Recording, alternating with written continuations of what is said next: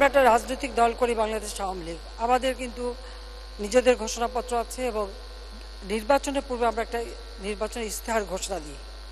এই ইস্তেহারটা কিন্তু আমরা কখনো ভুলে যাই না। জাতির কাছে যে ওয়াদা দিয়ে জনগণ ভোটে নির্বাচিত হয়ে আমরা ক্ষমতা এসেছি তা আমরা পালন করি। এই বাজেট প্রণয়নের কালীন সময়েও এবারে নির্বাচনী ইস্তেহারে আমাদের যেগুলি অগ্রাধিকার এবং মানুষের ভাগ্য পরিবর্তনের যে দিক নির্দেশনা সেটাও এই বাজেটে উঠে এসেছে। আমি তাই মাননীয় অর্থমন্ত্রীকে এর জন্য আন্তরিক ধন্যবাদ জানাচ্ছি। বাংলাদেশের ইতিহাসে সবথেকে বৃহৎ বাজেট এবার আমরা দিয়েছি। তা হলো বাজেটের আকার 7,97,000 কোটি টাকা।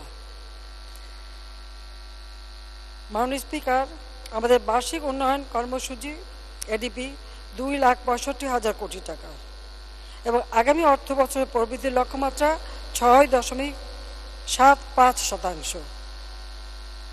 বাজেট পেশের পর মাননীয় সংসদ সদস্যগণ তাদের বক্তব্য রেখেছেন। এ পর্যন্ত মাননীয় বিরোধী দলের নেতা সহ 234 জন মাননীয় সংসদ সদস্য বক্তব্য রেখে এই বাজেটের উপর আলোকপাত করেছেন এবং তাদের পরামর্শ দিয়েছেন।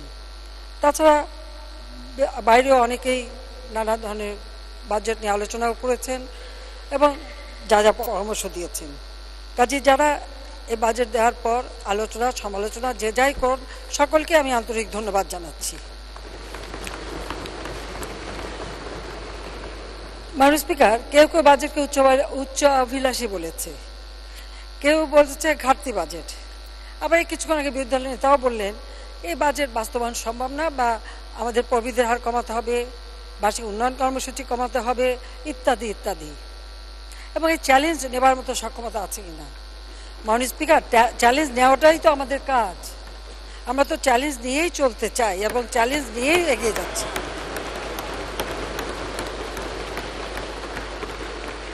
আমি মোটেই বাজেটকে উচ্চাভিলাষী মনে করি না। হ্যাঁ, একটা লক্ষ্য আমরা স্থির করি, শতভাগ কখনো পূরণ হয় না, হওয়া সম্ভব না। তারপরে আমাদের একটা সুনির্দিষ্ট লক্ষ্য থাকে যে এখানে আমরা যাব, আমরা কিন্তু তা যেতে পেরেছি। কোথায় 62,000 কোটি টাকার বাজেট আর এখন 7 লক্ষ কোটি টাকার বাজেট।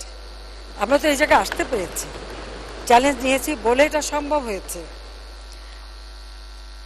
আর কথা হচ্ছে আমাদের ইচ্ছাটা কি, দেশের মানুষের ভাগ্য পরিবর্তন।